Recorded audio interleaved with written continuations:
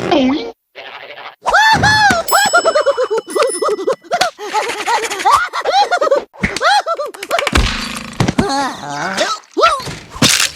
not afraid of nothing. Get it up, baby, get it up, get it up, get it up. Oh, is it over?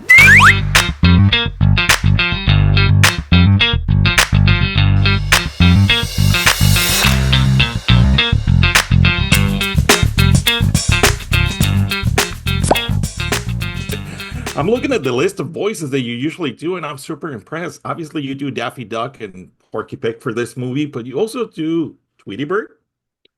That's right, Enrique. Nice to meet you. You also do Bugs Bunny. That's right, Doc. In the fur. And my favorite one, Marvin the Martian. Yes, for about 15 Earth years, Earth creature. Isn't that lovely? Thank you. Okay, so the day the Earth blew up, I saw it and I love it. And now Earth is in danger again, but this time we're not being treated by the classic Illudium Q36 explosive space modulator.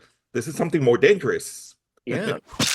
Chewing gum. Who would have thought something simple as chewing gum would be a tool used to take over the planet? But in this movie it is. And they thought they would give Marvin a little break from the spotlight and just focus in on a new villain who's named the Invader, who you may have seen in the trailers.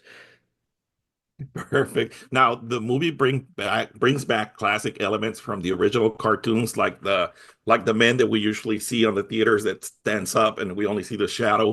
But we also have brand new elements. And if I'm not mistaken, this is the first full feature in quite a bit. Yes, actually, very first full feature with the Looney Tunes at all, because other times we've seen them in movies with Oscar award-winning Brendan Fraser or NBA champions like Michael Jordan or LeBron James. This is basically their very first, start to finish ABC plot film, just starring not only just Looney Tunes in general, but like specifically Daffy and Porky, which if you're a big Looney Tunes fan like myself, you'll know that there are many famous pairings of Looney Tunes. Like Bugs Bunny and Daffy Duck. I'm Cleveland. Duck season. And of course, you said Tweety Bird. I thought I saw Putty Chad. Ooh, I'm going to eat that canary if it's the last thing I do. And of course, Coyote and Roadrunner. Meep, meep. But there's also been Porky and Daffy cartoons. And this kind of is a throwback to that era of the golden age of Warner Brothers cartoons.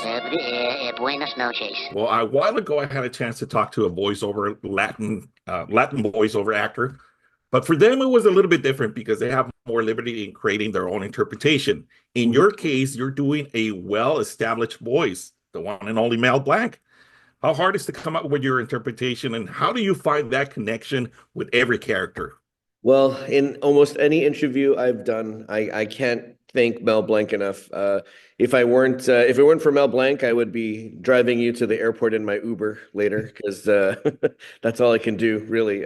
Mel Blanc, he laid down these voice tracks 90 years ago. Almost 90 years ago, we're still talking about these characters like we know our oldest relatives. So I always like to say that all the people that have ever worked with these characters, whether it's a 30-second shoe commercial or a 90-minute feature film, they know, I like to say, every musical note that has ever been played, in 90 years.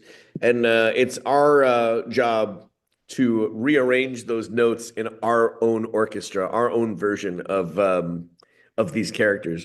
Maybe we're remixing the Looney Tunes the way we want. That's all the practice that we get by watching. Perfect. Well, time's up over here, and definitely this movie is hilarious and brings back a lot of memories from Saturday morning for sure. You'll definitely want to have a bowl of cereal when you watch this this movie. Well, thank you again. But before we wrap up, can Porky Pig actually wrap it up for us? There's only one way to end this interview, and that's by saying, that's all, folks. Have faith. Have faith. Believe in your source. Have faith.